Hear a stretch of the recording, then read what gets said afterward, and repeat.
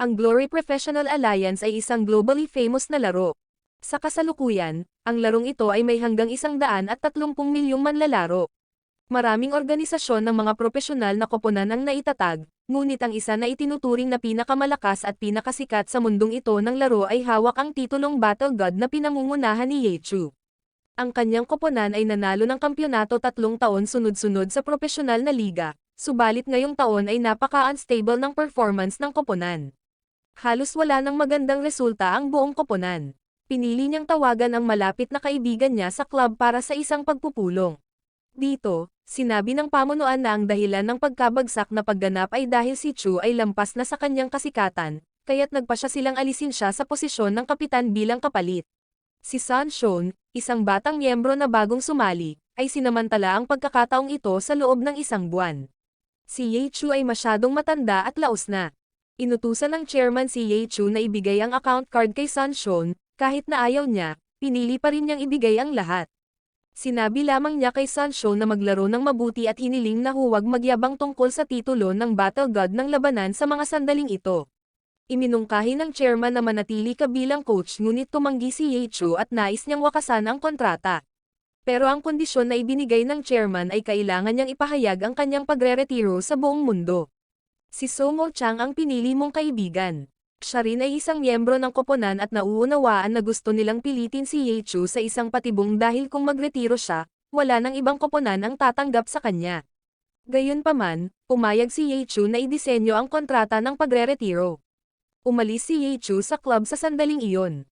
Tinanong ni Somo Chang kung bakit niya ginawa iyon, ngumiti lang si Ye Chu at sinabi kay Somo Chang na umuwi na muna. Sabi niya, magpapahinga ako ng 1 taon at saka ko na lang iisipin. Alam ni Ye Chu na wala na siyang halaga sa organisasyon, kaya nagpasya siyang umalis at isipin ang kanyang sariling hinaharap, pero si Ye Chu ay naubusan na ng pera dahil palagi niyang tinutulungan ang kanyang mga kaibigan, ngayon naman ay para sa sarili niya. Walang sapat na pondo si Ye Chu para suportahan ang kanyang sariling buhay sa pagbabalik na taon, aksidenteng nakita ni Chu ang isang internet cafe, pumasok siya at umupa ng computer doon. Nakilala rin ni Ye Chu ang isang babae na naglalaro ng Glory. Napakababa ng laro niya at nagalit siya nang matalo. Tinaob niya ang keyboard at umalis. Bumulong si Ye Chu sa sarili, bakit ako naglaro ng 5 taon na?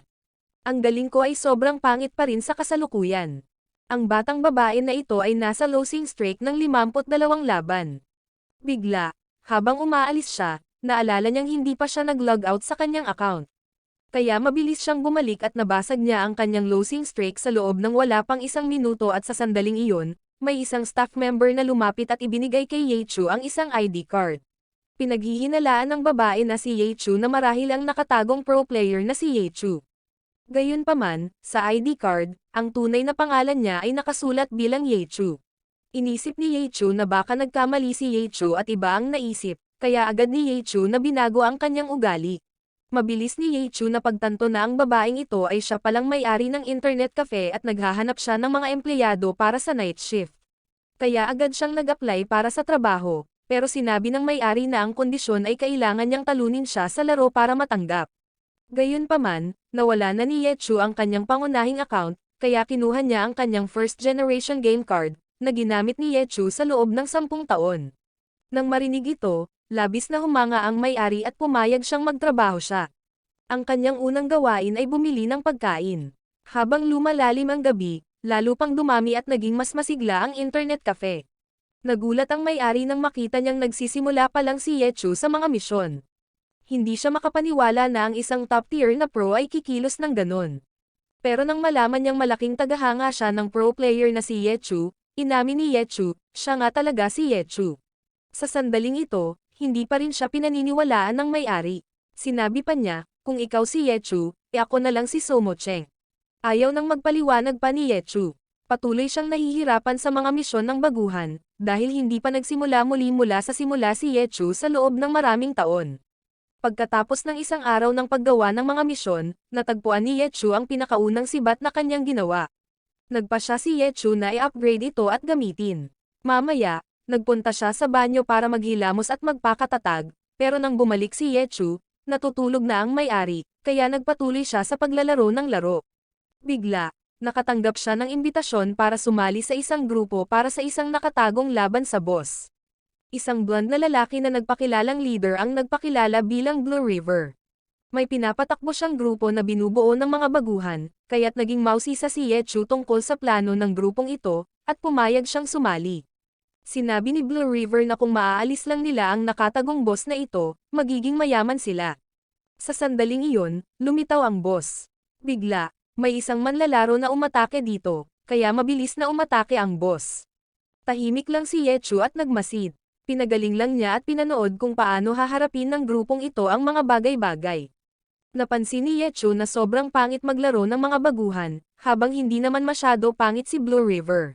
Matapos mag-atake ang lahat ng ilang sandali, agad na pumasok ang boss sa berserk face nito. Mas bumilis ito, at marami sa mga baguhan ang natalo ng boss. Sa sandaling ito, si Blue River ay naipit sa isang sulok.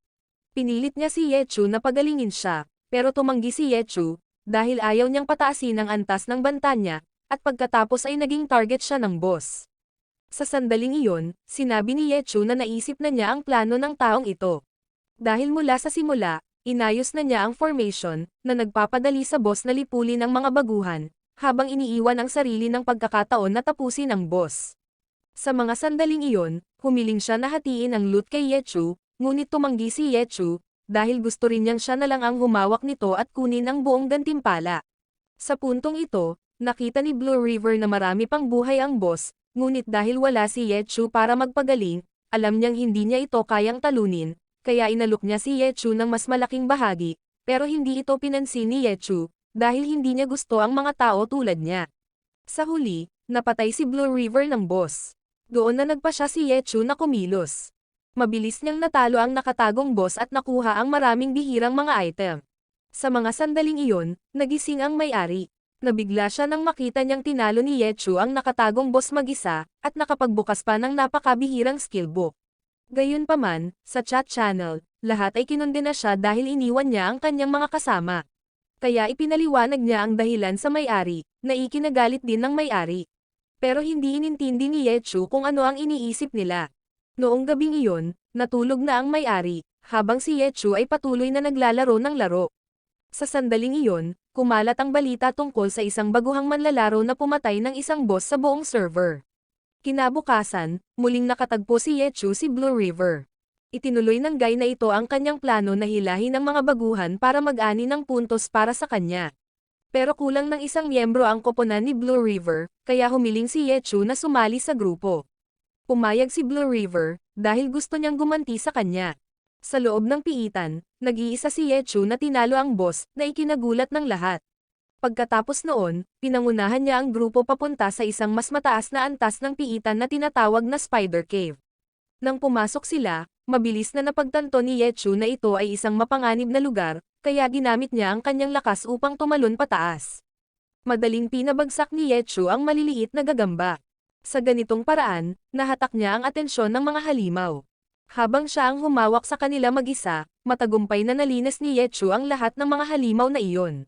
Sa sandaling iyon, lumabas din ang boss, kaya't lahat ay naghanda para sa laban. Pero syempre, hindi papayag si Yechu na paghati-hatian nila ang mga nakuha. Muli, siya ay nakipaglaban ng mag-isa. Sinalubong niya ang hamon, gamit ang kanyang sariling mga kasanayan. Patuloy na inatake ni Yechu ang gagamba, habang wala itong oras para makabawi, at siya ay nagtagumpay. Sa puntong ito, nagsimula ng makuha ng pangalan ni Yechu ang atensyon. Sa isa pang partido, isang master player na nagngangalang Lanhi mula sa Bluebrook Guild ang nagduda na ito ay isang alternate account ng isang sikat na pro, at gusto nilang malaman kung sino ito. Balik sa tabi ni Yechu, lahat ngayon ay itinuturing siyang kanilang leader. Bigla silang sumulong sa lugar ng Spider Lord, at ito rin ay isang nakatagong boss, kaya't naghanda silang makipaglaban ng sabay-sabay. Mabilis na inutusan ni Yechu ang lahat. Inagaw niya ang atensyon nito at nagmadaling umatake. Iniwasan ni Yechu ang mga galaw nito habang ginagabayan ng iba. Sa wakas, nagpakawala siya ng maraming kasanayan. Matagumpay na natalo ni Yechu ang boss, at itinago lamang niya ang item na Spider Silk, habang iniwan ang iba pang mga loot para sa koponan. Sa sandaling iyon, umalangaw ang anunsyo ng sistema. Lahat ay napagtanto na muli na namang pinatay ni Yechu ang isang nakatagong boss. Nagpasya si Lanhee na magpadala ng friend request sa kanya upang mag-imbestiga. Kaagad na nakilala ni Yechu na si Lanhee ay isa sa 5 pinakamahusay na eksperto ng Blue Brook Guild. Nag-isip siya sandali, pagkatapos ay biglang tinanggap ang kahilingan. Patuloy na inanyayahan siya ni Lanhee na sumali sa dungeon runs, ngunit nagtakda rin siya ng mga kondisyon para kay Lanhee. Sinabi ni Yechu na lahat ng kagamitan at titulo ay maaaring mapunta kay Lanhee, pero kailangang bayaran siya ni Lanhee ng ilang mga materyales. Ang una ay spider silk at isang medalyon. Madali para kay Lanhee na pumayag sa dalawa, pero nang marinig niya ang tungkol sa mga pangil at balahibo ng puting lobo, kinailangan niyang mag-isip ng mabuti, dahil napakahirap makuha ng mga iyon. Gayunpaman, gusto niyang makita ang reputasyon ni Yechu sa kanyang sarili, kaya tinanggap ni Lanhee. Pagdating ng umaga, natapos na ni Yechu ang kanyang night shift. Sa mga sandaling iyon, bumaba ang may-ari upang tingnan siya pagkatapos ng gabi. 3 titulo lamang ang nakuha ni Yechu, kabilang na ang titulo ng pagiging unang nakatalo sa isang nakatagong boss. Pero itinuring niya iyon na swerte lang. Humiling siya ng matutulugan. Ipinakita siya ng may-ari sa isa. Sinuri ni Yechu na sa kabuuan, maayos naman ang lugar, pero isa lang itong maruming maliit na silid, dahil puno na ang mga silid ng mga tauhan. Ito na lang ang natitirang lugar para sa kanya. Gayunpaman, kailangan lang ni Yechu ng kumot at kama.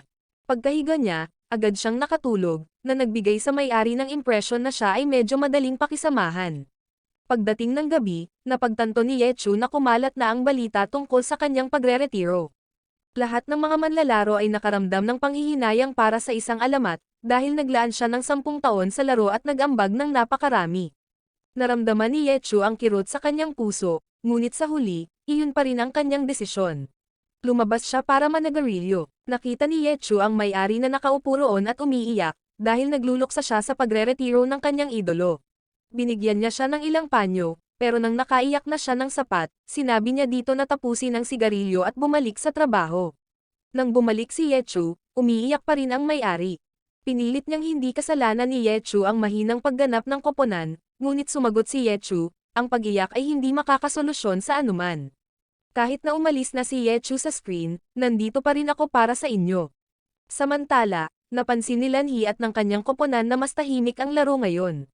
Ang simpleng dahilan ay dahil lahat ay labis na nagulat sa balita ng pagre-retiro ni Yechu. Ngunit si Yechu ay pumunta upang makipagkita kay Lanhee upang simulan ang paglilinis ng dungeon. Gusto niyang palitan ng tungkulin ang 2 miyembro ng koponan ni Lanhee. Hindi kailangan ni Yechu ng suporta para sa pagpapagaling o pagkuha ng atake. Kailangan niyang lumipat sila ng buo sa opensa, at kailangan nilang makipaglaban ayon sa mga tagubili ni Yechu. Ginawa niyang garantiya na mababasag nila ang record ng oras. Ngunit ang pagkuha ni Yechu ng pamumuno ay labis na ikinagalit ni Lanhee. Gayunpaman, dahil gusto niya ang record ng dungeon, wala nang ibang pagpipilian si Lanhee kundi makinig. Nang pumasok sila sa piitan, si Yechu ay nagmadali. Ipinaliwanag niya ang estratehiya. Pagsasamahin ni Yechu ang mga halimaw sa isang lugar, at sabay-sabay na gagamitin ng buong grupo ang mga AoE skills para mapuksa ang mga ito. Diretso siyang sumugod sa grupo ng mga goblin, habang ang grupo ay may kasamang mga melee at ranged na kalaban. Pero dahil sa mabilis na galaw ni Yechu, wala sa kanila ang nakapagtagumpay na tamaan siya. Sa pinakamasama, hinila niya ang ilang melee mobs para gamitin bilang mga kalasag. Ginamit pa ni Yechu ang mga ito upang harangin ang mga projectile at itapon ang mga ito sa mga kalaban na may distansya. Kapag nakakalap na siya ng malaking bilang ng mga mobs, tumalon siya pabalik. Ipinakita ni Yechu sa grupo ni Lanhee na gamitin ang kanilang mga kasanayan. Pinakawalan nila ang mahika ng apoy, mga spell ng yelo, at mga teknik ng espada. Sabay-sabay nilang ginamit ang kanilang mga kakayahan.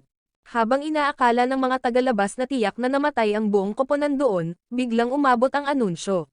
Ipinahayag ng sistema na pinangunahan ni Yechu ang buong koponan sa pagbasag ng record. Nang gabing iyon, nagsimula ng magmayabang si Lanhee sa dating may hawak ng record. Si Lanhee ay kumpiyansa na sasali si Yechu sa kanyang Blue Brook Guild.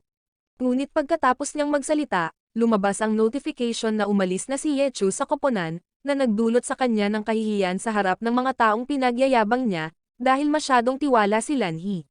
Kinabukasan, bumalik si Yechu sa kanyang kwarto para matulog.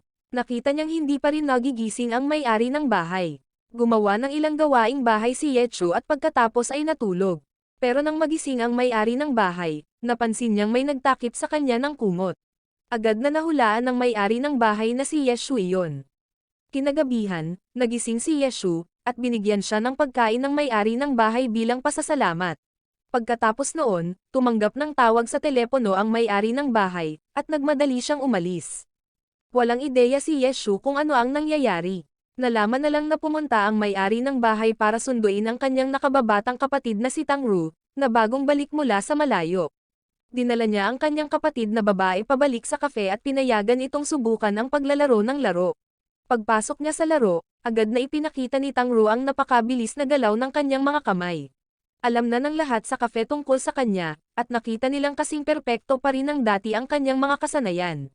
Sa loob lamang ng 3 minuto, nilinis niya ang entablado upang maghiganti para sa kanyang kapatid. Hindi maintindihan ng may-ari ng bahay kung bakit hindi naglalaro ng Glory ang kanyang kapatid, kahit na napakataas ng mga kakayahan nito. Sumagot si Tangru na masyadong madali ang laro, kaya wala siyang interes dito. Nang marinig iyon, nakaramdam ng pang-iinsulto si Yeshu. Nagpa siya ang may-ari ng bahay na mag-set up ng laban sa pagitan ni Yeshu at Tangru. Alam niya na tinalo ni Yeshu ang isang kalaban sa loob ng wala pang 1 minuto. Kaya't gusto ring subukan ni Tangru ang kanyang sarili. Tinanong ni Yeshu kung dapat ba niyang magpakatamad sa kanya. Sabi ng may-ari, paano ka naman magiging magaan sa isang mahina na account? Kaya't kumuha si Yeshu ng isang pakete ng sigarilyo para ipusta. Samantala, naglagay si Tangru ng 100 yuan imbes na sigarilyo. Pagkatapos magsimula ang laban, walang tigil na nagpapaputok si Tangru. Umiwas si Yeshu sa mga bala at umatake mula sa likuran. Napilitang umiwas si Tangru at tumalon pataas upang patuloy na makapagsalvo. Ngunit si Yeshu ay lumitaw ng isang sibat. Sinalubong niya ito at itinaboy ang kanyang baril. Pumalit si Yeshu sa isang baril. Nagpaputok siya ng mga bala, pinuno ang screen ng usok at alikabok. Sinubukan ni Tangru na umatake pabalik ngunit tinamaan lamang ang panggagaya ni Yeshu. Nagpatawag pa siya ng isang goblin para maghagis ng mga bato. Sa sandaling iyon, napagtanto ng lahat na siya ang bagong umuusbong na talento mula sa mga nakaraang araw. Nang hindi na makita ni Tangru ang kanyang posisyon, umikot si Yeshu sa likuran at tinapos siya. Pagkatapos niyang manalo, sinabi niya ng malumanay, kung gusto mong talunin ako, kailangan mo pang mag-ensayo ng ilang taon. Nagalit si Tangru at humiling ng isa pang laban. Pero sinabi ni Yeshu, kung maglalaro tayo ulit, mukhang binubuli kita. Gayunpaman, ayaw ni Tangru na maging magaan ang laban sa kanya. Patuloy siyang natatalo, at patuloy ding tumataas ang pastahan. Si Tangru ay natalo ng labis na halos siya'y napaiyak. Pero gusto ng may-ari ng bahay na magsalita si Yeshu upang hikayatin ang kanyang kapatid na babae. Sabi niya, kahit na napakabilis ng kamay ni Tangru, ang Glory ay nangangailangan ng higit pa sa bilis. Kaya ang pagkakaroon ng magandang mekanika ay isang lakas, ngunit hindi iyon ang kanyang pinakamalaking lakas. Ang laro ay hindi kasing simple ng kanyang iniisip. Tungkol sa perang nawala niya, itinuring niya itong bayad sa matrikula, at kung kailangan niyang malaman ang anumang bagay, maaari siyang lumapit sa kanya. Pagkatapos, humiling si Tangru sa may-ari ng bahay na gumawa ng bagong account para sa kanya dahil gusto niyang talunin si Yeshu sa laro. Ginamit ni Yeshu ang perang napanalunan niya para ipagpalibre ng pagkain ang dalawang magkapatid. Pagkatapos noon, nagsimula ng gumawa ng kanyang account si Tangru, at hindi pa rin niya alam kung aling klase ang pipiliin. Gusto niyang gumawa ng karakter na may versatile na klase tulad ng kay Yeshu, pero napakahirap laruin ng ganang papel. Pagkatapos, tinulungan ng may-ari ng bahay ang kanyang kapatid na piliin ang parehong klase na nilaro ni Yeshu dati, na isang battle mage. Binigyan pa niya si Tangru ng ilang handang materyales para sa pag-aaral. Pero napansin ni Yeshu na luma na ang mga materyales. Nagpasya siyang i-revise ang mga ito para matutunan ng maayos ni Tangru. Patuloy na inedit ni Yeshu ang mga materyales hanggang madaling araw. Pagkatapos, nagpasya siyang lumabas para managarilyo. Bigla, narinig niya ang mga manlalaro na nag-uusap tungkol sa isang malaking boss na lalabas ngayong gabi, at nahulaan niya na ang 3 pinakamalaking guild ay tiyak na darating para makipaglaban dito. Ngunit para sa isang mangangaso tulad ni Yeshu, nakita niya ito bilang isang mahusay na pagkakataon. Nang gabing iyon, paglitaw ng boss, agad na sumugod ang mga ordinaryong manlalaro. Ang 3 pangunahing guild ay naghintay sa labas. Gusto nilang magmadali papasok kapag mababa na ang kalusugan ng boss. Ang tatlong guild na iyon ay ang guild ni Lanhi, ang guild ng lalaking may suot na wizard hat na si Shashian, at ang guild ng lalaking si Duhan.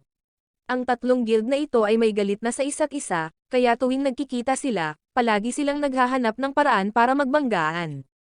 Pero walang guild ang gustong pumasok muna at hayaan ang dalawa na nakawin ang gantimpala. Dala ni Duhan ang isang malaking puwersa, kaya't nagmungkahi si Shashian ng pakikipagtulungan kay Lanhi. Gayunpaman, may mga alitan na ang dalawang guild na iyon, ngunit sa sitwasyong ito, hindi gaanong mahalaga ang pagbuo ng pansamantalang koponan. Habang nag-aaway pa ang tatlong panig, biglang pumasok si Huang Xiaoshan at inatake ang boss. Hindi mahina ang lalaking ito, pero may plano siya nang hilahin niya ang boss diretso sa tatlong guild na nag-aaway. Si Huang Xiaoshan ay halos pinatumba ng kanyang boss nang dumating si Ye Shu upang tumulong. Nagpasya siyang sumama sa grupo ni Huang Xiaoshan upang maglaban ng magkakasama. Pumasok si Ye Shu nang mag-isa upang mag-isaing ang boss.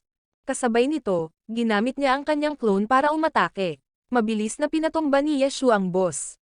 Pagkatapos, tinawag niya ang koponan ni Huang Xiaoshan sa laban. Sinabi niya kay Huang Xiaoshan na maghagis ng buhangin, pero sobrang pangit ng pagkakahagis ni Huang Xiaoshan. Napakabagsak ng kanyang paghagis ng buhangin, at nang maghagis siya ng mga ladrilyo, nataman pa niya ang kanyang mga kasama. Matapos ang ilang panahon ng paggabay ni Ye Shu, unti-unting natutunan ni Huang Xiaoshan ang tamang paraan at nakapagbigay ng mas maraming suporta. Hindi inaasahan ng tatlong guild na kayang gawing ganito kaepektibo ni Ye Shu ang isang pangkat na tila walang kaayusan. Nabahala sila na baka kunin ni Ye Shu ang boss. Gayunpaman, ayaw pa ring magmadali ng tatlong guild na pumasok muna dahil natatakot silang maambush ng iba. Si Shashian ang nagpasimula na humiling kay Ye Shu na payagan ang kanyang guild na sumama sa grupo. Ang iba pang dalawang guild ay humiling din na sumali, ngunit hindi sila pinansin ni Ye Shu. Walang ibang pagpipilian, nagpa siya ang tatlong guild na sumugod pa rin. Sinabi pa ni Lanhi sa kanyang mga tao na magbantay, na kung sakaling hawakan ng ibang dalawang guild si Ye Shu, kailangan nilang pigilan ito. Nang makita iyon, sinabi ni Ye Shu sa kanyang grupo na maghanda na tumakas.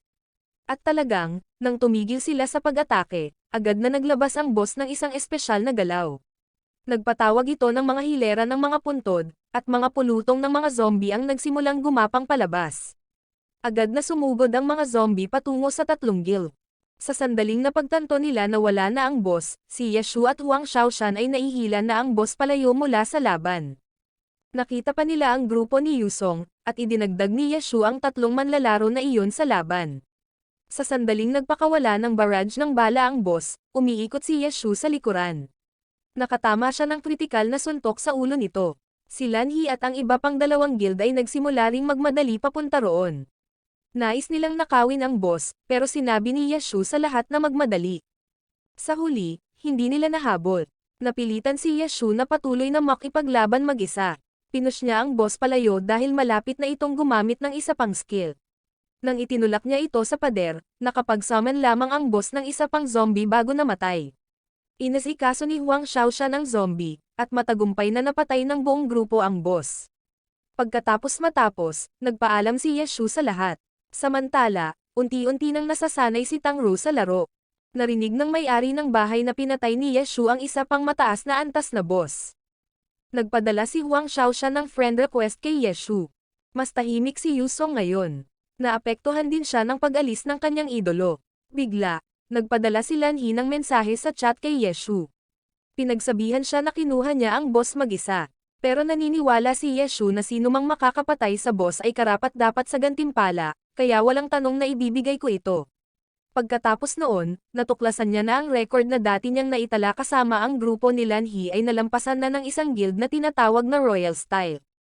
At ang guild na iyon ay dating club ni Ye Shu. Nang marinig nila ang balitang ito, lahat ay nagduda na siya ay pumunta sa Royal Style para magsimula muli. Pero sa mga sandaling iyon, hindi pa niya alam kung ano ang Royal Style. Alam lang ni Ye Shu na ang record na naitala nila ay nangangailangan ng hindi bababa sa 3 profesional na manlalaro. Tinawagan ni Ye Shu ang guild ni Duhan. Sinabi niya kay Duhan na siya na ang bahala sa mga materyales habang siya naman ang maghahanda ng mga tao. Ang 2 tao na balak niyang dalhin ay sina Huang Xiaoshan at Tang Ru. Hiningi rin ni Ye Shu kay Duhan na maghanda ng kagamitan para sa 2 klase, Battle Mage at Launcher. Akala ng may-ari ng bahay na naghahanda siya ng kagamitan para sa launcher, pero nanatiling tahimik si Yeshu. Hindi siya sumagot, na lalo pang nagpainit kay Tangru. Kinabukasan ng gabi, pagkagising ni Yeshu, nakita niya ang kanyang dating koponan na nasa gitna ng laban. Lahat ng tao sa paligid ay pumupuri sa kanila. Samantala, nagawa ni Kapitan Sun Jiping na pigilan ang tatlong manlalaro ng mag-isa. Pero alam ni Yeshu na tiyak na matatalo ang kanyang lumang koponan, kaya wala siyang inaasahan. Mabuti nang naiintindihan ni Yeshu ang kalaban. Mayroon silang estratehiya na pahabain ang laban sa huli. Samantala, si Sun Jiping ay mayabang na uri. Mabilis ang kanyang kamay, pero iyon lang ang nagpadali sa kanya na mahuli. Habang lalo siyang nagiging uhaw sa dugo, lalo siyang bumibilis sa paglalaro, na nagiging dahilan upang mahuli ang kanyang mga kasamahan at lumitaw ang mga kritikal na pagkakamali. Isang personal na opinyon lamang iyon para kay Ichu, ngunit ang Glory ay hindi kailanman naging laro kung saan isang tao lamang ang makakapagdala sa buong koponan. Sa laban na iyon, lumabas din si Su Makheng. Kinuha niya ang papel ng isang gunner, ngunit naiwan si Su Makheng na nag-iisa. Wala siyang sinuman na magpoprotekta sa kanya. Si Su Makheng ay patuloy na tina-target ng mga mamamatay tao at pinilit na lumayo mula sa P formation. Habang ang laban ay nasa pinakamasiglang bahagi nito, biglang nawalan ng kuryente ang internet cafe. Kailangan hanapin ng may-ari ng bahay si Ichu. Pinakiusapan niya siyang maghanap ng tao para ayusin ito. Pagdating ng gabi, nagsimulang humina ang ingay sa cafe. Sa mga sandaling iyon, dalawang miyembro ng lumang koponan ni Ichu ang bumalik mula sa pag-inom. Naiinis pa rin sila sa loob dahil masyadong mayabang si Sun Jiping, kaya tumanggi siyang makipagtulungan sa kanyang mga kasamahan. Bigla nilang napansin na bukas pa rin ang kafe na ito. Tumigil sila sandali para tingnan ito at nagkataong makita si Ichu. Isa sa kanila ay agad siyang nakilala, habang ang isa naman ay lasing. Yung lalaking iyon ay tanging si Tangru lang ang pinansin. Pagkatapos ay ipinakilala ng lalaki ang sarili bilang ang pangalawang kapitan na si Yujang. Dahil ang ugali ng guy na ito ay kasing mayabang ng hitsura ni Sun, nang makita niyang naglalaro si Tangru ng Glory, tinanong pa niya kung kilala siya nito. Kaya't naglakad-lakad ang lahat at tahimik na pinapaalalahanan siyang lumingon sa tabi. Nang muling magkita sila ni Ichu, hindi nakalimutang kutsain siya ni Yujang. Sarkastikong sinabi niya, ngayon na nagtatrabaho ka sa isang internet cafe, sapat na ba ang kinakain mo? Si Ichu ay nanatiling may magandang disposisyon. Nakita niya na hindi pa rin nagbago si Yujang. Noong nakaraan, madalas niyang pinapaalalahanan si Yujang tungkol sa kanyang mga pagkakamali, na lalo pang ikinagalit ni Yujang, at pinayuhan pa siya, subukan mong maglaro ng mas mabuti. Ito ang nagpagalit sa kanya. Nagmura si Yujang, pero hindi madaling magalit si Ichu. Sinabi lamang niya na sobrang sama ni Yujang kaya't si Sun Jiping ang nagdala sa kanya, habang siya mismo ay hindi man lang nagpakita. Binalaan din niya siya, kung gusto mong magdulot ng gulo, maghanda kang mapabalita bukas. Alam niyang wala siyang magagawa. Wala nang ibang pagpipilian si Yujang kundi umalis. Nagpatuloy si Ichu na umupo at gabayan si Tangru sa pag-level up. Kinabukasan, dinala ni Ichu sina Huang Shaotian at Tangru para makilala si Duhan. Ipinakilala ni Duhan ang tatlo sa kanyang kapitan ng koponan, at ang taong iyon ay may karakter na may pangalang hindi maaaring malito sa sinuman. Ang pangalan niya ay Zhang Zinji. Hindi inasahan ni Duhan na magdadala si Ichu ng isang hanggal at isang baguhan na bagong natututo sa paglalaro para basagin ang record. Ang pangatlong tao na tinawag niya ay si Su Makheng. Nakilala niya muli si Ichu. Si Su Makheng ay malinaw na naantig. Tungkol kay Zhang Zinji, hindi niya maintindihan kung bakit labis na pinupuri ni Duhan si Ichu, dahil tiningnan niya ang koponang ito bilang wala kundi isang halo-halong hotpot. Pero nang pumasok sila sa dungeon, napagtanto ng lahat ng mga high-level na manlalaro ang mga ito. Malinaw na nagtalaga ng mga gawain si Ichu. Lahat ay pumunta para mag-akit ng mga halimaw. Si Huang Shaotian ay patuloy na kumilos sa kanyang karaniwang estilo, humihila ng mga halimaw habang nagkukwentuhan ng mga walang kabuluhan. Samantala, si Zhang Zinji, natakot sa gulo, ay walang magawa kundi tahimik na humila ng mga halimaw. Si Su Makheng ay nagdala rin ng isa pang grupo ng mga halimaw pabalik. Sinabi ni Ichu kay Huang Shaotian at Tangru na magpalitan at magtulungan sa pag-atake. Ngunit nagsimula ng makaranas ng mga problema si Tangru. Patuloy siyang nagkakamali. Si Tangru ay nasa ilalim ng pressure mula sa mga Russian monsters. Halos tinamaan siya ng malubhang atake. Agad na sinabi ni Yichu kay Tangro na umatras. Itinuwid niya ang kanyang mga pagkakamali at sinubukan muli. Sinunod niya ang kanyang mga tagubilin. Matagumpay na tinulungan ni Tangro ang koponan na malampasan ang mahirap na yugto. Dahil dito, nagtagumpay ang raid. Hindi makapaniwala si Zhang Xinji dahil ang mga taong tinawag niyang mahina ay may reaksyon na kasing bilis ng mga propesyonal na manlalaro. Lalo na, ang babaeng may baril ay kayang gumamit ng mga mataas na antas na kasanayan. Nagsimula siyang magduda na ito ay ang manlalaro na si Su Makheng. Napansin ito ni Yichu. Pagkatapos, iniba niya ang usapan sa kanya upang mailihis ang kanyang atensyon. Zhang Xinji ay iniisip pa rin siya ay swerte lang. Sinabi ni Yichu kay Su Makheng na huwag nang magpakita ng iba pang mga trick. Pinaghihinalaan niyang baka mapansin ito ni Zhang Xinji. Matapos malinis ang dungeon, sinabi ni Yichu sa lahat na maghiwa-hiwalay, at sa susunod ay gagawin nila ulit ito. Samantala, patuloy siyang nagbigay ng gabay kay Tangro sa pag-level up. Sa mga sumunod na araw, patuloy siyang nagtuturo sa kanila. Itinuwid niya ang mga pagkakamali ng lahat. Natuto si Tangro ng mga bagong kasanayan. Kailangan lang sundin ni Huang Xiaoshan ng tama ang kanyang mga tagubilin. Tungkol kay Su Makheng, pinaalalahanan siyang matulog ng sapat. Sa itinakdang oras, tinawag ni Yichu ang lahat. Pagkatapos, inulit nila ang pagtatangkang masira ang record. Sa huli, nalampasan nila ang record ng Royal Style, kahit na ilang segundo lamang ang pagitan. Nang marinig na nagawa ito ng isang umuusong manlalaro, napagtanto ng mga lider na maraming koponan na si Yichu ito. Lalong naging inis si Yu Jiang. Ayaw niyang tanggapin ito, kahit alam niyang umalis na si Yichu sa koponan. Determinado pa rin siyang magplano laban sa kanya. Noong gabing iyon, narinig ni Yichu na ang Royal Style ay nagtakda ng bagong record sa isang bagong dungeon. Siya at si Tangro ay may bago ng mapaglalaroan, ngunit dahil hindi sila bahagi ng opisyal na koponan, kailangan nilang maghanap ng mas maraming tao. Sa mga sandaling iyon, ginamit ni Yu Jiang ang isang pangalawang account upang magpadala ng friend request kay Yichu. Nagkunwari siyang bagong manlalaro, humiling siyang sumali at matuto, ngunit pinayagan siya ni Yichu na makipaglaban kay Huang Xiaoshan muna. Huang Xiaoshan, pagkatapos manalo, ay nagpakita ng kayabangan na nagdulot ng galit kay Yu Jiang. Ngunit sa katotohanan, sinadya niyang magpigil upang hindi siya mahuli.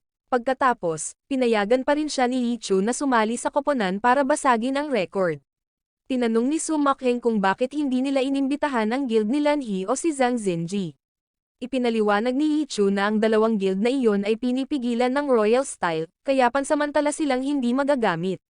Pinangunahan niya ang buong koponan na makipag-ugnayan at matagumpay na nalampasan ang record ng Royal Style. Ngunit mas nakakagulat pa, lumabas na si Yu Jiang ay isang miyembro ng Royal Style. Natutunan niya ang estilo ng pakikipaglaban ni Yichu at nagpasya siyang ilapat ito upang mapataas ang record. Di nagtagal, tinawag si Yu Jiang upang makipagkompetensya. Dahil hindi siya nakapaghanda ng maayos, natalo siya ng kanyang mga kalaban habang patuloy na pinagtatawanan.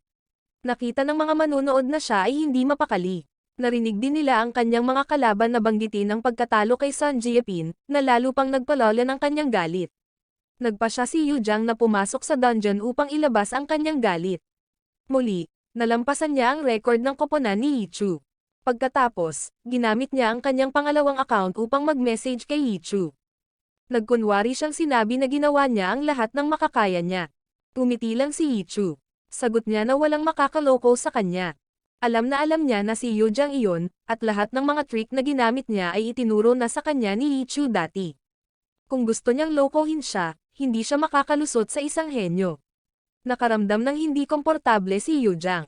Agad siyang nag-logout sa laro. Tungkol kay Yichu, wala siyang pakialam.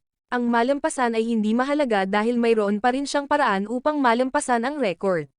Sinabi niya kay Tangro na maghanda.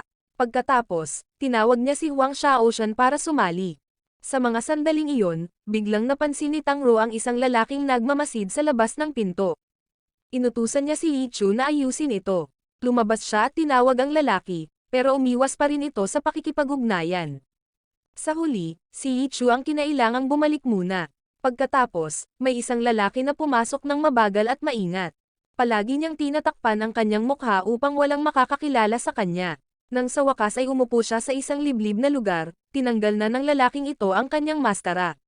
Nalaman na isa rin pala siyang manlalaro at alam ang tunay na pagkatao ni Yichu. Nang tiningnan nila ang poster, napagtanto ng lahat na siya ang dahilan kung bakit nakuha ni Yu Jang ang nakakahiya na pagkatalo sa laban ngayong gabi. Ang pangalan niya ay Lu Hao. Inanyayahan ni Yi Chu si Lu Hao na sumali sa pagbasag ng record sa dungeon. Hindi sanay si Lu Hao sa pag-operate ng isang low-level na account. Pinagtawanan pa niya si Yi Chu sa pag-aaksaya ng oras sa pag-aaral ng mga estratehiya para masira ang record. Gayunpaman, sinabi lang ni Yi Chu kay Lu Hao na maghintay hanggang tamang panahon at pumasok silang magkasama, at pinaalalahanan din siya na magsalita ng tahimik kung ayaw niyang mapansin ng iba. Pagpasok nila, tinanong ni Huang Xiaoshan si Yi Chu kung nasaan si Yu Jang. Sumagot si Yi Chu na siya ay nagtago. Nais sanang ipakilala ni Yi Chu si Lu Hao sa lahat, ngunit bigla itong sumigaw ng malakas, na nagpilit kay Yi Chu na pigilan siyang magsalita pa. Sinamantala ni Huang Xiaoshan ang pagkakataon na kumanta. Kaya't sinabi ni Yi Chu na kumanta siya kung may oras siya, pero sa ngayon, kailangan nilang pumasok sa piitan.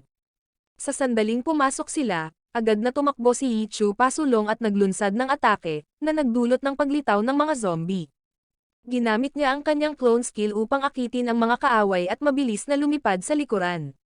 Ang mga halimaw ay naitulak sa puwang. Hinabol siya ni Lu Hao at tinanong si Yi Chu kung para saan ang pamamaraang ito. Ipinaliwanag ni Yi Chu na ang tricks na ito ng pagtulak sa mga halimaw ay makakatulong upang makatipid ng oras. Pagkaintindi niya, mabilis na nakakuha si Lu Hao at hindi na kailangan ng karagdagang mga tagubilin. Pagkatapos noon, lumitaw ang boss. Ang iba ay nagmadali at pinilit ang boss patungo kay Yi Chu, pero mali ang kanilang direksyon. Kinailangan ni Lu Hao na makialam upang magbigay ng suporta. Naglunsad siya ng isang galaw, itinulak ang boss diretso kay Yi Chu. Sa sandaling ito, lumipat si Ye Shu sa anyong baril at tinalo ang boss gamit ang mga advanced na teknik. Dahil pamilyar na ang lahat dito, hindi na niya kailangang itago ang kanyang tunay na pagkatao. Si Ye Shu pagkatapos ay ibinulgar na ginamit din ng royal style ang kanyang pamamaraan upang makapag-set ng record. Binanggit din niya ng hayagan na ang taong nagpapanggap na baguhan na sumusunod sa royal style ay si Yuzong. Kinopya niya ang estratehiya ni Ye Shu para gamitin para sa kanyang sarili. Malinaw ang dahilan ni Ye Shu kung bakit niya hinanap si Liu Hao sa pagkakataong ito. Patuloy na nagchichismis si Liu Hao, nagtatanong kung ilang anyo ang kayang gawing ng armas ni Ye Shu. Ang ingay ay lumalala na. Sinabi ni Ye Shu kay Huang Xiaotian na kumanta ng malakas para matakpan ang mga kalokohan ni Liu Hao. Pagkatapos noon, napagtanto ni Yuzong na ang record na kanyang naitakda ay muli nang nalampasan ni Ye Shu. Ang espesyal dito ay nakilala rin niya ang taong tumulong kay Ye Shu bilang siya ring naghamon sa kanya sa nakaraang laban. Si Liu Hao ay patuloy na nagmamalaki tungkol sa armas ni Ye Shu at sa iba pa, at dahil sa pagod na sa pakikinig, umalis na ang lahat para gawin ang kani-kanilang mga bagay. Inalis din ni Ye Shu ang kanyang headphones, pinabayaan si Liu Hao na mag-isa sa kanyang pagsasalita. Pagkalipas ng kalahating araw, nagreklamo si Liu Hao kay Ye Shu dahil hindi siya pinapansin. Sa pagkakataong iyon, tinanong din niya kung bakit nagretiro si Ye Shu. Inamin ni Ye Shu na hindi siya naging magaling na kapitan ng koponan, ngunit iniisip ni Liu Hao na si Yuzong ang tunay na dahilan kung bakit bumagsak ang koponan. Tinanong ni Liu Hao kung bakit hindi lumipat si Ye Shu sa ibang koponan. Samantala, nakatagpo si Su Makheng kay Yuzong at pinagtawanan siya dahil nagpapanggap na baguhan. Agad na naisip ni Yuzong na tinulungan din ni Su Makheng si Ye Shu, pero hindi niya ito masabi ng direkta dahil ang paggawa nito ay katulad ng pag-amin na tama ang naunang pang-aasar. Ipinaliwanag ni Ye Shu na umalis siya sa koponan sa halip na sumali sa isa pa dahil ayaw niyang masangkot si Su Makheng. Kung lilipat siya ng koponan, si Su Makheng ay magkakansela rin ng kanyang kontrata para sumunod sa kanya. Mayroon pang mahigit isang taon ang natitira sa kanyang kontrata. Kaya't ayaw ni Ye Shu na magdusa siya ng pagkawala. Inisip ni Liu Hao na kung maghihintay si Ye Shu ng mahigit isang taon para bumalik, sa oras na iyon ay wala na siyang pagkakaiba sa isang matanda. Ngunit ginamit ni Ye Shu ang mga resulta ng kanilang mga solo na laban upang ipaalala ito sa kanya, na nagdulot kay Liu Hao na mapahiya at umalis muna. Gayunpaman, habang umaalis siya, pinaalalahanan pa rin ni Liu Hao si Ye Shu na kailangan niyang bumalik sa propesyonal na eksena upang makipagkompetensya sa kanya. Inabot ni Ye Shu ang kanyang kamay, ngunit hindi upang makipagkamay, kundi upang kumuha ng pera. Samantala, nakatanggap si Lan He ng mensahe mula sa Blue Brook Guild na humihiling sa kanya na gumawa ng hakbang tungkol kay Ye Shu. Kung papayagan si Yeshu na kumilos ng ganito kalaya, mawawalan ng benepisyo ang Bluebrook Guild. Gayunpaman, hindi sapat ang kakayahan ni Lanhi para gawin iyon. Habang nililinas ng koponan ni Yeshu ang dungeon, biglang napansin ni Huang Xiaotian ang isang estranghero na may dalang kagamitan ng mage mula sa isa sa tatlong pangunahing guild. Agad na sumugod si Qiao Yifan sa isang solo na laban sa gitna ng dungeon at sinabi pang ito ay isang palitan ng martial arts. Madaling napasuko ng lalaki si Tang Ru at binigyan pa ng maayos na palo si Huang Xiaotian.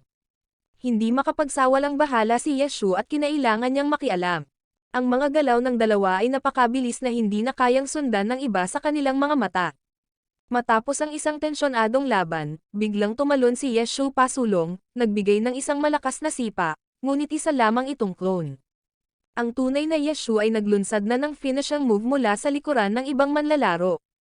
Pagkatapos, umalis ang taong iyon sa makina at pumirma ng mga autograph para sa mga tagahanga.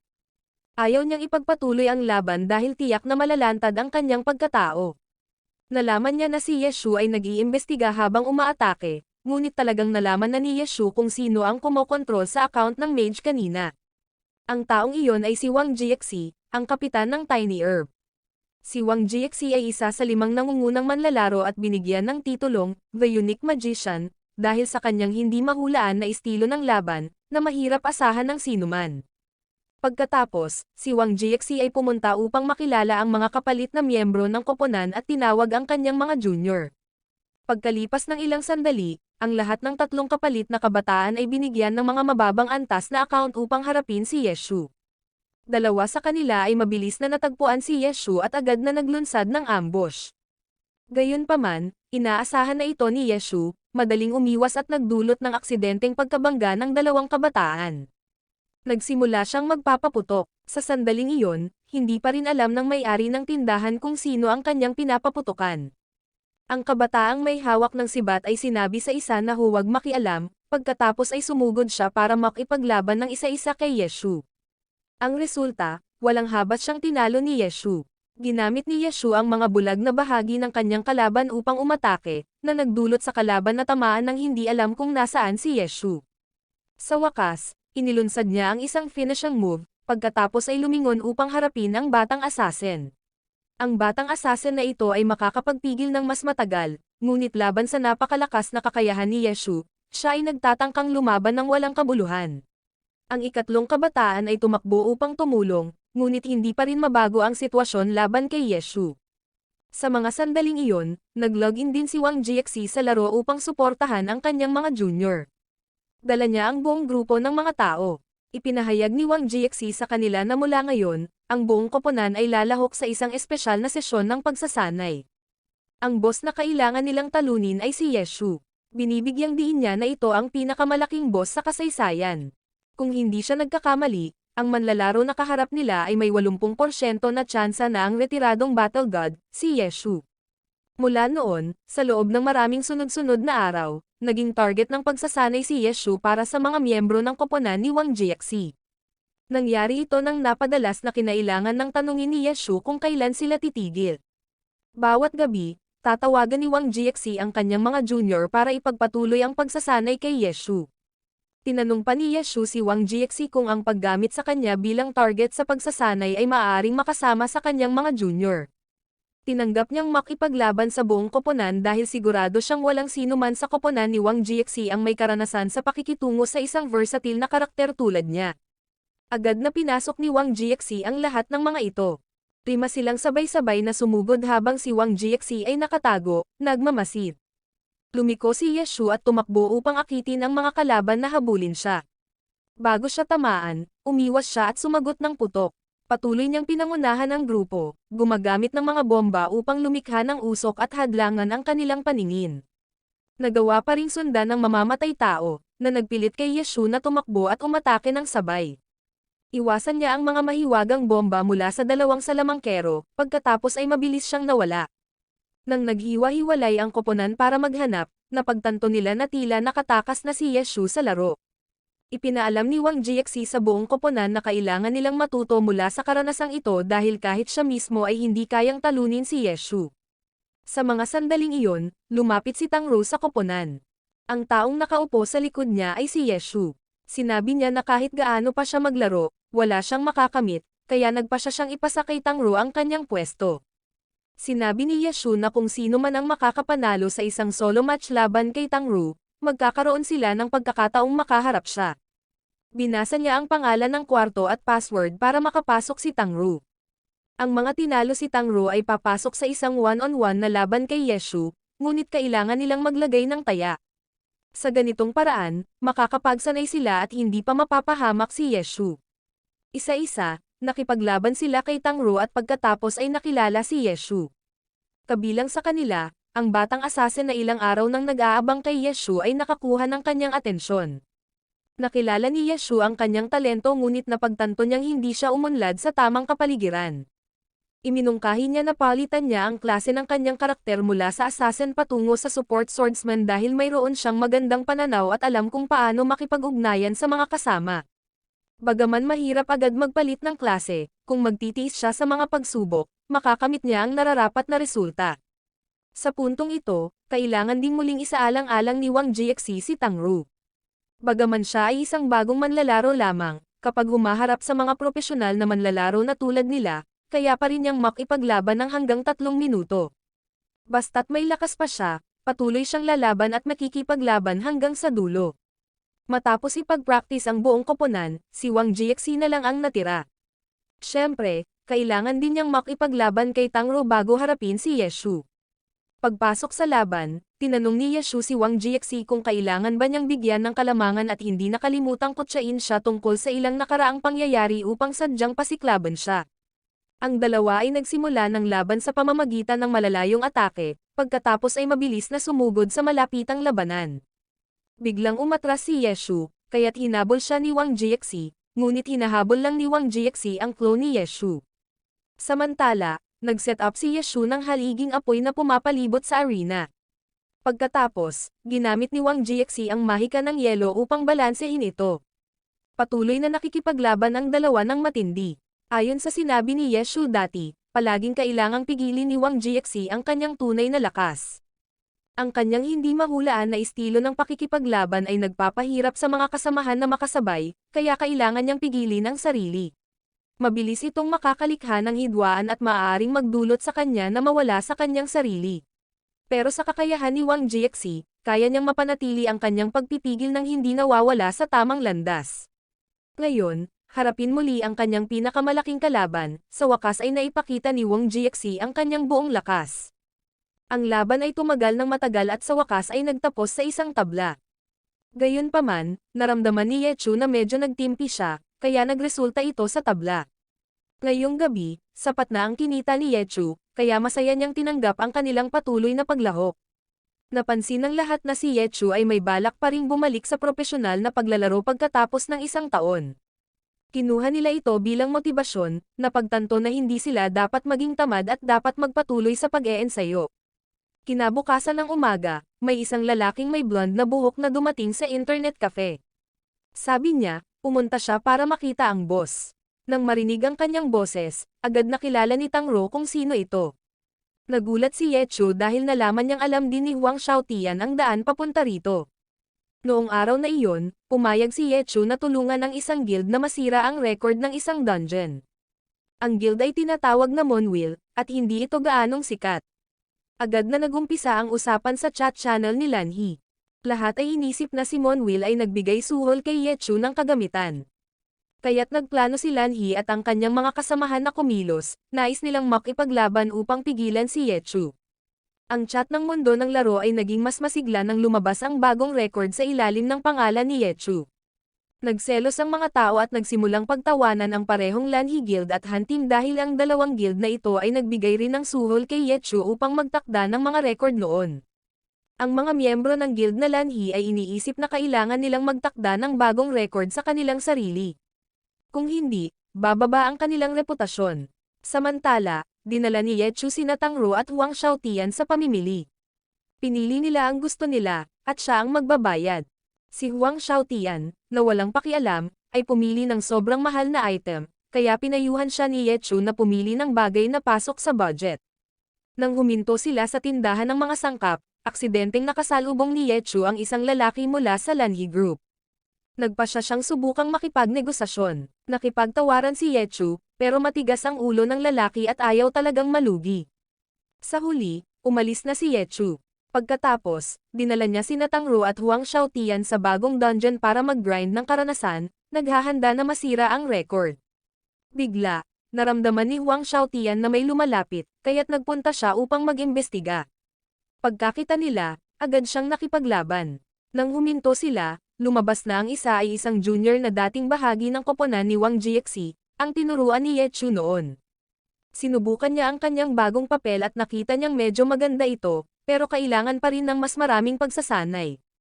Sinabi ni Ye Chu na kung gusto niya, maaari siyang lumapit sa kanya para sa pagsasanay.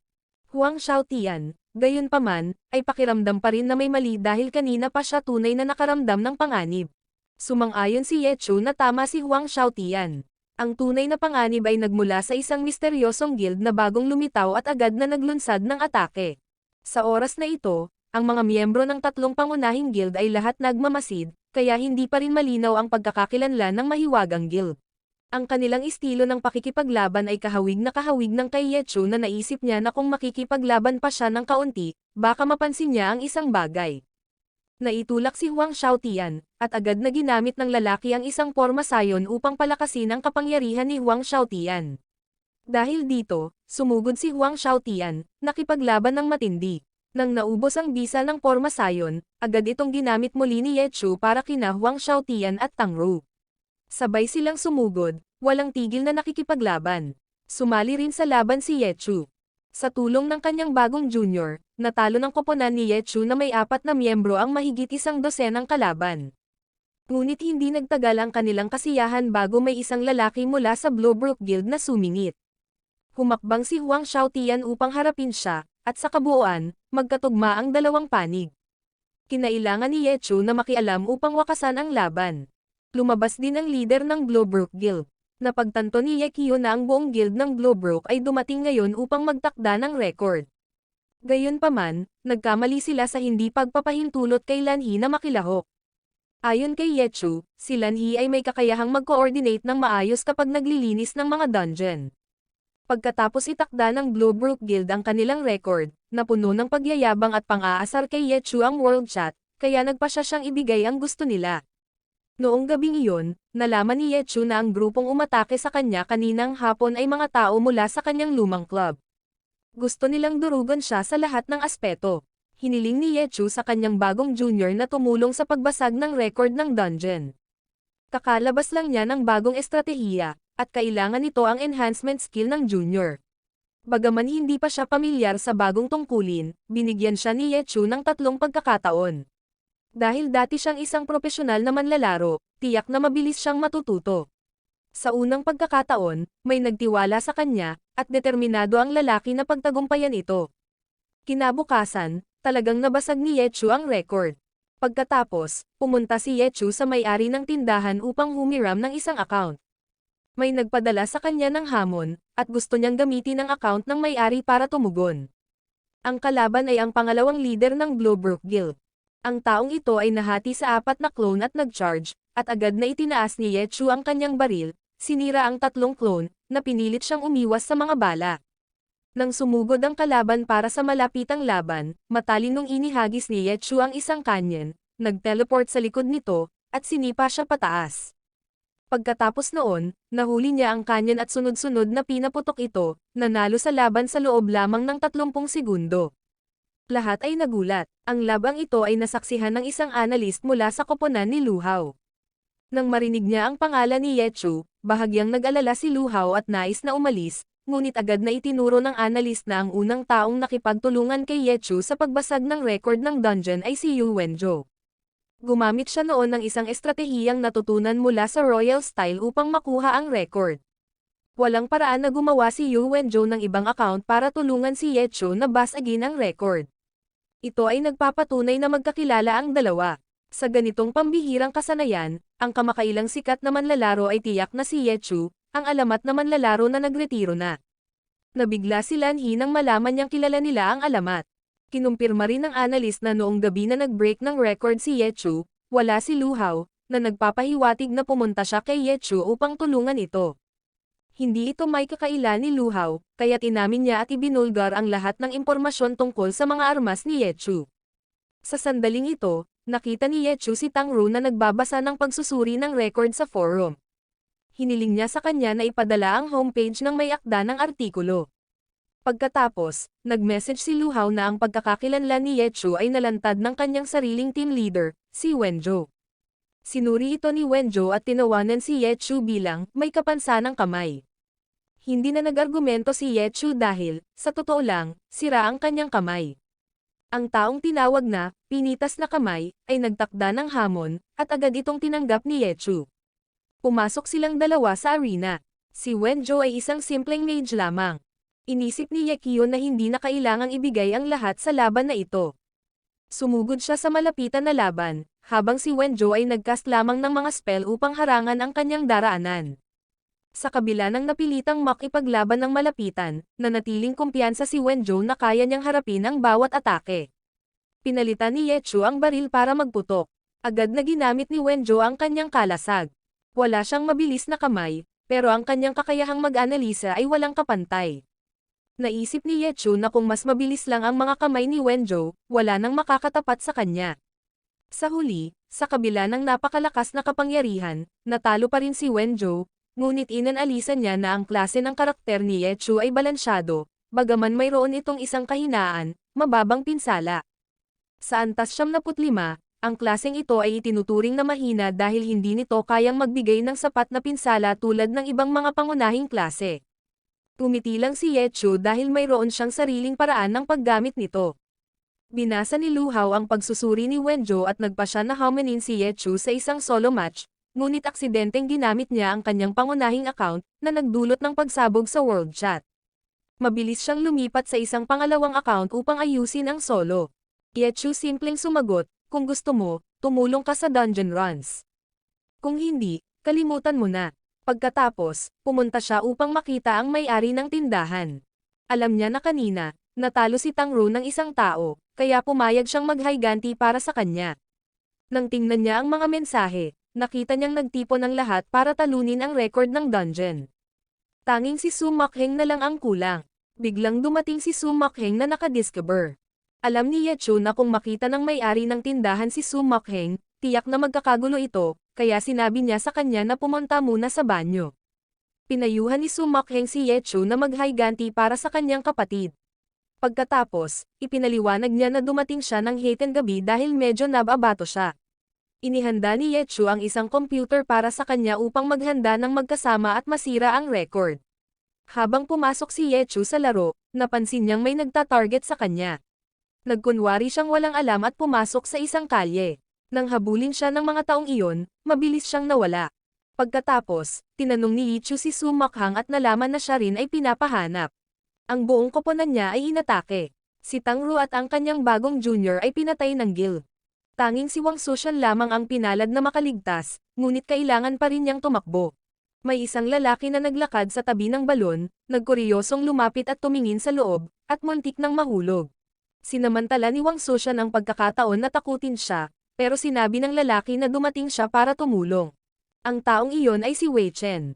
Walang maraming salita, tumalon si Wang Sushan mula sa balon, agad siyang sinundan ng mga kaaway. Nakita ni Wei Chen ang sitwasyon at ginabayan si Wang Sushan na makatakas. Dahil dito, pansamantalang nailigtas si Wang Sushan at nakatagpo si Wei Chen sa isang liblib na lugar. Nagtataka si Wei Chen kung paano nakapag-break ng record ang koponan ni Wang Sushan ng walang dekalidad na mga armas. Sa mga sandaling iyon, tumawag si Ye Chu upang tanungin kung nasaan si Wang Sushan at nagayos ng lugar para magkita. Bawat miyembro ng koponan ay hinahabol ng higit sa 100 kalaban. Alam ni Wei Chen na kung magpakita si Wang Sushan, mapapahamak siya, kaya ipinakita lamang niya ang daan patungo sa lugar ng pulong. Samantala, ang ibang mga miyembro ay kailangan pa ring tumakbo at magtago. Pinagmamasdan ni Lan Yi ang guild chat, nalaman niyang 7 pangunahing guild ang nagkakaisa upang alisin si Ye Chu. Sinubukan pa nilang hikayatin ang Glowbrook Guild na makilahok, pero si Lan Yi lamang ang nakakaalam ng tunay na pagkatao ni Ye Chu, kaya hindi siya pumayag. Patuloy na nagpadala ng mga mensahe si Lu Hao na humihingi ng isang solo na laban kay Ye Chu. Ichu ay sumagot lamang na siya ay abala, sinabing bukas. Pero pasado 8 ng gabi, muling iginiit ni Lu Hao ang isang solo na laban, na pinilit si Ichu na sabihin sa kanya na pumunta sa lugar ng pagpupulong. Nang lumabas si Ichu, may dala siyang maraming kaaway sa likuran niya. Ipinaliwanag niya kay Lu Hao na siya ay hinahabol dahil kakabali niya lang ng record. Ngunit akala ng mga kaaway na si Lu Hao ay nasa kanyang koponan at naghiwa-hiwalay upang habulin siya. Mabilis nilang napagtanto na mababa ang antas ni Lu Hao, hindi ito sulit pag-aksayahan ng panahon, kaya't hindi na nila siya pinansin. Naramdaman na hindi siya pinapahalagahan, galit na hinabol ni Lu Hao ang mga ito, gumamit ng mga taktika upang pukawin silang bumalik at makipaglaban. Huwag siyang maliitin dahil mababa ang antas, dahil nagpakita si Lu Hao ng isang kapansin-pansing kasanayan, tinapos ang isang counter-attacker. Nakita ni Lu Hao ang isang lalaki na may hawak na magandang espada, at sabik siyang hinabol ito upang nakawin. Lumingon si Ichu, at nagpa siya si Lu Hao na ipagpatuloy ang ipinangakong solo na laban. Ngunit habang tumatalon-talon, biglang nahulog si Lu Hao ng mukha dahil naubusan siya ng mana. Kinailangan ni Ichu na bigyan siya ng mana potion. Sa sandaling iyon, dumating ang mas marami pang kalaban. Napagtanto ni Lu Hao na ang laban na ito ay kakain ng malaking halaga ng mana, at wala nang sapat na potion si Ichu para sa kanya, kaya't nagkoordina ang dalawa. Tinarget nila ang mas mahina na bahagi upang masira ang pagkakaubos. Akala ng mga kaaway na lubos na napalibutan na sina Ichu at Lu Hao, ngunit hindi pa sila natatapos sa pagsasabi nito nang isa sa kanila ay nabaril ng mga reinforcements ni Ichu. Lahat ng miyembro ng koponan ay naruroon. Nagtataka sila kung saan nakuha ni Wang Sushan ang bagong miyembro tulad ni Lu Hao. Sa laban, nakipaglaban si Lu Hao habang nag-uusap, na nagdulot ng pagdami ng mga chat bubbles sa screen, na humaharang sa pananaw. Si Wei Chen ay magaling lamang sa pagmamasid at halos walang kasanayan sa labanan, kahit na aksidenteng nataman si Wang Sushan. Sa gitna ng matinding labanan, may isang customer sa cafe na tumawag kay Ichu para bumili ng isang bagay. Kinailangan niyang hilingin sa customer na maghintay sandali, pagkatapos ay sinabi sa kanyang junior na gumamit ng enhancement spell para matapos ng mabilis. Agad na nagtipon ang grupo ni Ichu, ganap na ginamit ang mga buff spell, at nilinis ang mga kaaway. Maraming kalaban ang pinabalik sa respawn point. Lahat ay naiinis, tinatamaan habang pinagtatawanan pa ni Ichu. Isang pangkat na dumaan upang labanan ang mga halimaw ay aksidenteng nahuli sa magulong laban at labis na natalo ng hindi makatarungan. Sa huli, pinangunahan ni Ichu ang grupo palabas, at nagpa siya na imbitahan sila na manghuli ng mga halimaw. Si Lu Hao ay nagpilit pa ring mag-solo match, ngunit pinayagan ni Ichu ang koponan na bumoto. Pinili ng lahat na manghuli ng mga halimaw. Tinanong ni Lu Hao si Ichu kung balak ba niyang bumuo ng isang koponan upang makipagkompetensya sa mga paligsahan. Siyempre, susundan siya ni Su Makhang, at labis na ginagalang siya ng bagong junior. Kaya kung hihilingin niya, susunod sila. Pero inamin ni Ichu na hindi pa niya iyon naisip. Naniniwala si Lu Hao na may potensyal ang koponang ito para sa mga kompetisyon, ngunit maaari itong maghintay.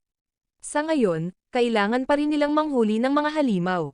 Samantala, nagsimulang magduda ang guild ni Duhan sa Blowbrook Guild ni Lanhi. Hindi nila maintindihan kung bakit sobrang determinado si Lanhi na huwag sumali sa ambush na ito. Sa internet cafe, nagpunta si Ichu upang magluto ng noodles para kay Su Makhang. Habang pinapanood niyang maglaban-laban ang lahat, naisip niya na ang pagbuo sa kanila bilang isang tunay na koponan ay talagang magandang ideya. Kumain siya ng noodles kasama si Su Makhang. Kumain siya habang nanonood ng pelikula, at nang makaramdam ng antok, inilagay ang kanyang ulo sa kanyang balikat. Bigla, dumaan si Tang Ru, nakita si Su Makhang, at agad siyang nakilala bilang ang taga-baril sa kanilang koponan. Nang makita ni Tang Ru na natutulog si Su Makhang, sinabi niya kay Ichu na dalhin ito sa kanyang silid upang pansamantalang magpahinga. Inisip ni Ichu na ayos lang iyon, dahil hindi pa natutulog si Su Makhang. Kinabukasan, isang lalaki mula sa ambush kagabi, na dati sa lumang koponan, ang pumunta sa commander upang magulat ng isang bagay. Pero nagalit ang komandante sa mahinang pagganap ng koponan, kaya't naghanap ang lalaki ng bise-komandante. Ang bise-commander, habang kumakain, ay nagsabi, iulat mo ito pagkatapos mong kumain. Sa pag-obserba sa paraan ng pagkain ng bise-commander, makikita mong mayroon siyang malakas na ugaling obsessive-compulsive. Kumain siya ng kalahati muna, tapos ng natitirang kalahati. Pagkatapos niyang kumain, maayos niyang inilagay ang kanyang mga pangkamay. Doon lamang siya nagsimulang makinig sa ulat. Ang lalaki ay nagsumite ng impormasyon tungkol kay Yichu at dinala ang mga dokumento sa commander. Pagkatapos suriin, nakatuon ang commander sa tatlong individual. Ang una ay si Lu Hao, ang pangalawa ay si Su Makhang. Pareho lamang silang nasa ilalim ng suspecha, wala pang conclusion. Tungkol kay Yichu, siya ay natatangi at espesyal. Isang sulyap lang ay sapat na upang makilala siya. Upang kumpirmahin ang hinalang ito, nagpa siya ang commander at vice-commander na gumamit ng dalawang account upang imbestigahan ang laro. Noong gabing iyon, unang pumasok sa laro sina Yichu, Su Makhang, at ang mga junior, habang sinundan ni Tang Rou at Wang Sushan ang may-ari ng tindahan sa isang lugar. 3 araw nang hindi sila nakakapag-level up dahil sa walang tigil na paghabol. Sa laro, aksidenteng nakatagpo si Yichu ng dating pangalawang komandante, ang nagpilit sa kanya na magretiro upang wakasan ang kanyang kontrata. Hindi siya ang tipo ng malakas sa pisikal, kundi ang tipo ng mayamang isip. Nakatayo siya sa likod, nagdidirekta sa dalawang junior na atakihin si Yichu. Kailangan lang niyang magbigay ng mga tagubilin, habang ang dalawa naman ay kailangan lang sumunod.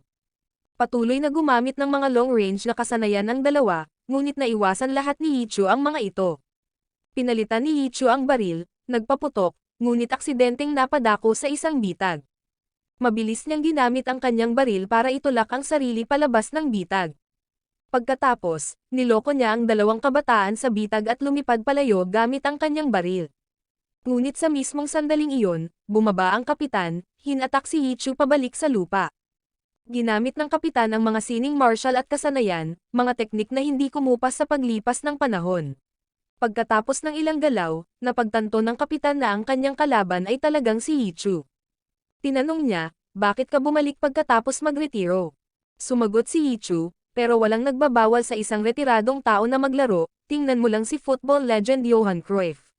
Pinagsabihan ng kapitan si Yichu dahil nakalimutan nito ang pangako mula noon nang pinili niyang magretiro. 9 na taon na ang nakalipas, si Yichu at siya ay may 100% na win rate. Noong panahong iyon, nagharap sila at nagpa siya na magduel. Nagkaroon sila ng laban na nagtapos sa tabla, pagkatapos ay sumali sa dalawang magkaibang koponan. Nang magkita sila muli sa isang torneo, si Yichu ang nagwagi sa huli. At ngayon, muling nagharap ang dalawa. Yichu ay naglabas ng anyong parang espada upang salakayin ang kapitan. Tinanong siya ng kapitan, babalik ka ba? Babalik ka bang harapin ako muli? Natahimik si Yichu sandali, pagkatapos ay nag-log out sa laro. Sinabi niya sa sarili, magpapahinga ako ng 1 taon, pagkatapos ay babalik sa propesyonal na eksena kahit anong mangyari. Maraming salamat sa panonood, sana nag-enjoy ka sa anime na ito. Mag-subscribe at pindutin ang notification bell upang updated ka lagi sa mga bagong video na may upload namin, at para makatutok sa higit pang Tagalog anime recap, magkita tayo sa susunod.